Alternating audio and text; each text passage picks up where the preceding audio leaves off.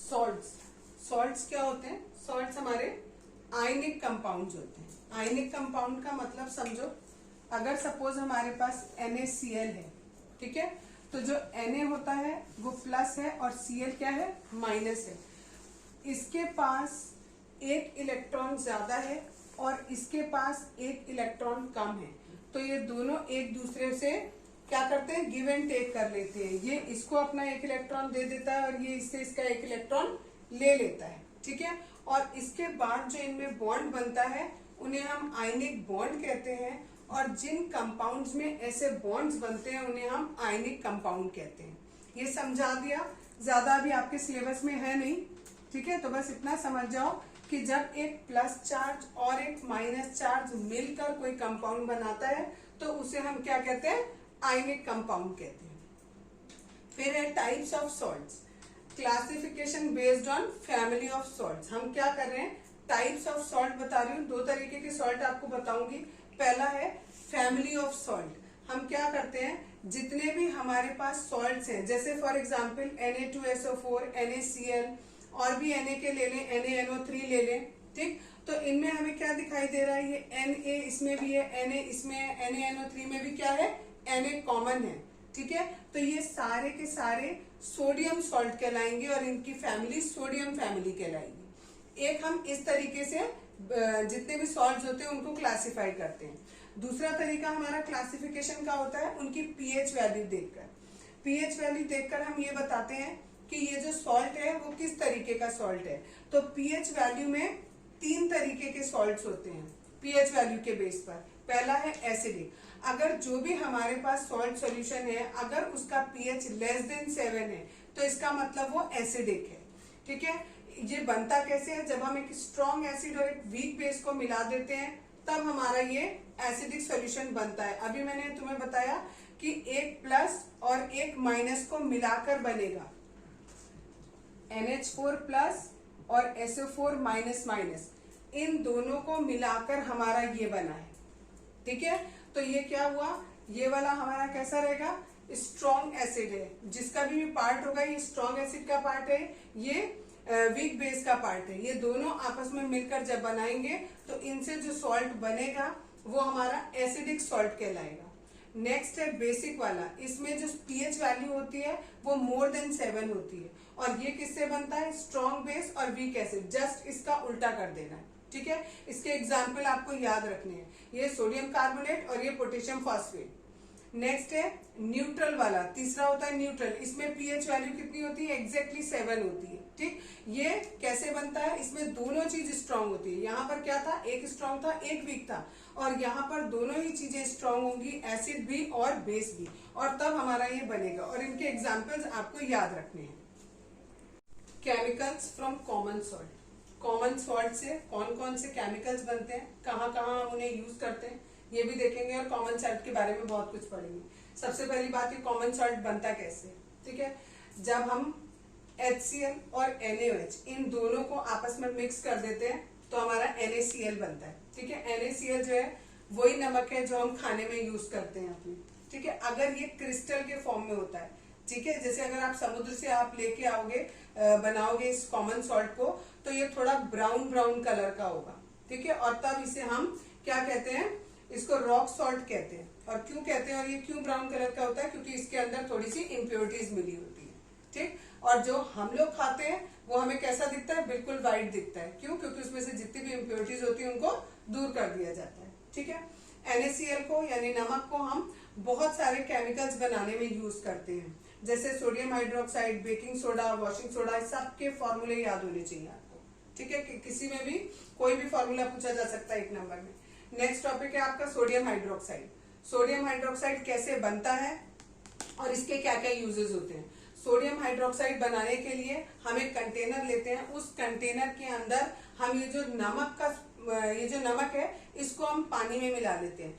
नमक को जब हम पानी में मिलाते हैं तो जो सॉल्यूशन बनता है उसे ब्राइन बोला जाता है, BRINE, ब्राइन, ठीक है। ये पूछा जाता है 1 नंबर में, what do you mean by brine. तो जब आप नमक को पानी में मिला देते हो तो उसका जो सॉल्यूशन होता है, एक्वस सॉल्यूशन, उसको हम ब्राइन बोलते हैं। इस एपरेटस में हमने ब्राइन लिया, ठीक है, और इसमें इलेक्ट्रिसिटी पास करी, जब हम इसमें इलेक्ट्रिसिटी पास करेंगे तो क्या होगा, ये जो NaCl है, ये इसमें हमने NaCl लिया और क्योंकि उसमें साथ में पानी लिया हुआ है तो इसके मॉलिक्यूल्स अलग अलग हो जाएंगे, ठीक है, इनका बॉन्ड ब्रेक हो जाएगा, NaOH बनेगा, साथ में क्लोरीन गैस और हाइड्रोजन गैस बनेगी, ठीक है। यहाँ पर क्लोरीन गैस और उस तरफ हमें हाइड्रोजन गैस मिलेगी। अब ये आपको ध्यान रखना है कि जो क्लोरीन गैस है वो आपको एनोड पर ही मिलेगी, ठीक है, और वो वाली हमें कैथोड पर ही मिलेगी। पूछा जाता है कई बार 1 नंबर में कि कौन सी गैस मिलेगी एनोड पर और कौन सी गैस मिलेगी कैथोड पर, तो ये आपको याद रखना है। और साथ में हमारा ये जो NaOH मिला है ये हमें इधर से हम इसे कलेक्ट कर सकते हैं, तो यानी ये हमारा सोडियम हाइड्रोक्साइड तैयार हो गया, किससे, सोडियम क्लोराइड से। इसमें क्लोरीन, हाइड्रोजन और सोडियम हाइड्रोक्साइड 3 चीजें हमें मिल रही हैं। इन तीनों का यूज कहीं भी पूछ सकते हैं। पहला क्लोरीन का यूज कहाँ करते हैं, वाटर को ट्रीट करने में, मींस वाटर में से जर्म्स अगर हमें मारने होते हैं तो हम उसमें यूज करते हैं। स्विमिंग पूल में यूज होता है, पीवीसीज में यूज होता है, ठीक है, डिसइंफेक्टेंट की तरह यूज होता है। अगर किसी चीज में हमें इन्फेक्शन हटाना है तो डिसइंफेक्टेंट की तरह यूज होता है। CFCs यानी क्लोरोफ्लोरोकार्बन्स में यूज होता है और पेस्टिसाइड्स में यूज होता है ये क्लोरीन। नेक्स्ट है यूजेस ऑफ हाइड्रोजन, ये फ्यूल में यूज होता है। अमोनिया फॉर फर्टिलाइजर, फर्टिलाइजर जब बनाए जाते हैं उसमें जो अमोनिया यूज किया जाता है उस अमोनिया को बनाने में भी हमारा हाइड्रोजन का यूज होता है। अमोनिया का फॉर्मूला होता है NH3, ठीक है, तो इसको बनाने में भी हमारा हाइड्रोजन का यूज होता है। नेक्स्ट है सोडियम हाइड्रोक्साइड, इसका यूज कहाँ कहाँ करेंगे, डीग्रीसिंग मेटल्स, अगर मेटल के ऊपर ग्रीस लग जाती है तो उसको ग्रीस को हटाने में हम इसका यूज करते हैं। नेक्स्ट है सोप और डिटर्जेंट, जो सोप बनते हैं और डिटर्जेंट बनते हैं, अभी आप आगे के चैप्टर में पढ़ोगे, ठीक है, उसमें आप देखोगे कि NaOH का यूज किया जाता है। पेपर जब बनाया जाता है तो उसमें जो केमिकल यूज होता है उसमें भी NaOH यूज होता है। लास्ट है इन आर्टिफिशियल फाइबर, फाइबर होता है मींस धागा, ठीक है, जो आर्टिफिशियल सिंथेटिक धागे बनाए जाते हैं उनमें भी हम NaOH का यूज करते हैं। ब्लीचिंग पाउडर, एक और सॉल्ट का नाम, that is bleaching powder. Formula क्या होता है इसका, CaOCl2, ये इसका केमिकल फॉर्मूला होता है, ठीक है। It is produce by the action of chlorine on dry slagged lime, slagged lime का फॉर्मूला ये होता है। जब हम स्लैग्ड लाइम पर क्लोरीन का रिएक्शन कराते हैं तो हमें ये ब्लीचिंग पाउडर मिलता है और साथ में वाटर मिलता है, ठीक है। बहुत ज्यादा डिटेल में तुम्हारे यहाँ नहीं है, केवल डायरेक्ट पूछा जाएगा क्वेश्चन कि कैसे बनाया जाता है। ऐसे भी क्वेश्चन को घुमा के पूछ सकते हैं कि क्विक लाइम से हम ब्लीचिंग पाउडर कैसे बनाएंगे। एक और तरीके से क्वेश्चन पूछा जाता है कि स्लैग लाइम पर अगर क्लोरीन का रिएक्शन होगा तो क्या होगा, और डायरेक्ट क्वेश्चन आ सकता है कि ब्लीचिंग पाउडर आप कैसे बनाओगे। इसके यूजेस कहाँ कहाँ करते हैं, कपड़ों को ब्लीच करने में यूज होता है। ऑक्सीडाइजिंग एजेंट है, ऑक्सीडाइजिंग एजेंट का मतलब अगर हमें कहीं रिडक्शन का प्रोसेस करना है तो हम इसको यूज कर लेंगे, और अगर हमें पानी को जर्म फ्री बनाना है तो भी हम इस ब्लीचिंग पाउडर का यूज कर सकते हैं।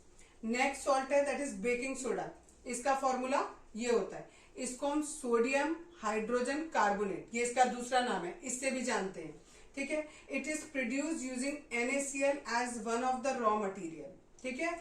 नेक्स्ट है it is use in cooking, इसको हम खाने में डालते हैं, ठीक। आपने अधिकतर देखा होगा जब हमें कोई चीज गलानी होती है, छोले राजमा ये सब चीजें करते हैं तो हम उसके अंदर हम बेकिंग सोडा डाल देते हैं, इससे हमारी जो चीजें हैं वो थोड़ी टेस्टी और क्रिस्पी हो जाती हैं, ठीक। इसका फॉर्मूला आपको यहाँ लिख के दिया है कि ये बनेगा कैसे।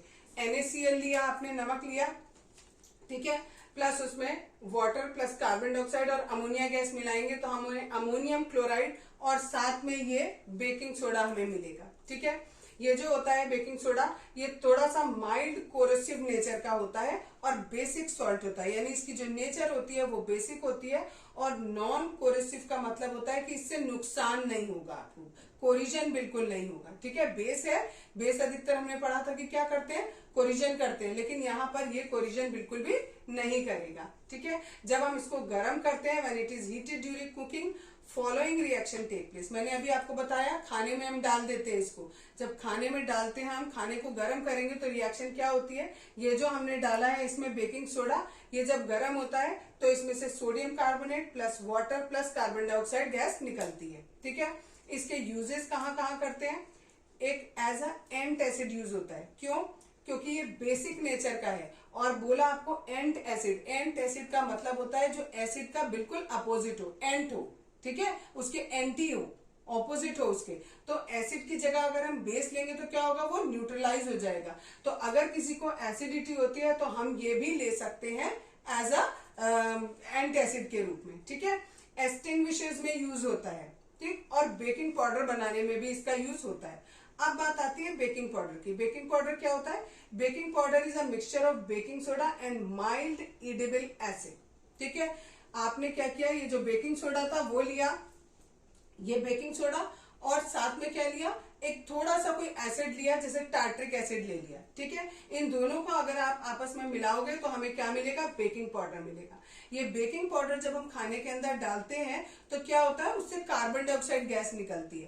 कार्बन डाइऑक्साइड गैस निकलने की वजह से जिस भी चीज के अंदर, जैसे आप केक के अंदर इसको डालते हो, या जो ब्रेड बनाई जाती है, जो आप नॉर्मल डेली लाइफ में ब्रेड खाते हो, उसमें भी ये डाला जाता है। उससे क्या होता है, जो भी आपका डो होता है वो थोड़ा सा फूल जाता है। केक भी आप देखते हो कैसा फूला हुआ होता है, स्पंजी होता है बिल्कुल, ठीक। तो क्यों होता है वो, इस बेकिंग पाउडर की वजह से होता है। बेकिंग पाउडर की वजह से जो आपका डो है वो थोड़ा सा फूल जाएगा, और ये जो कार्बन डाइऑक्साइड गैस होती है ये इसमें से रिलीज होती है।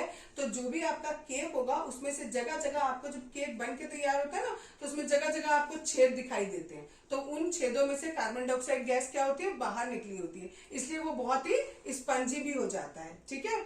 और इसके रिएक्शन इन्होंने यहाँ पर दिखाई है कि ये आपका हो गया, ये बेकिंग सोडा हो गया, इसमें आपके H+ आयन मिलेंगे, तो carbon dioxide gas plus water plus कोई सोडियम सॉल्ट बनेगा। नेक्स्ट है वॉशिंग सोडा। इसका फॉर्मूला होता है Na2CO3.10H2। ये एज इट इज लिखा जाएगा, यहाँ पर डॉट भी आएगा बीच में, और 10H2। ये जो अलग से आप H2O लिखते हो, ये वाटर ऑफ क्रिस्टलाइजेशन होता है। क्या होता है यहाँ बताऊंगी, पहले देखते हैं। जो वॉशिंग सोडा होता है ये एक बेसिक सॉल्ट होता है, जो हम किससे प्रोड्यूस करते हैं, NaCl से, यानी सोडियम क्लोराइड से प्रोड्यूस करते हैं। Na2CO जो होता है, CO3 sorry, is obtained by heating baking soda.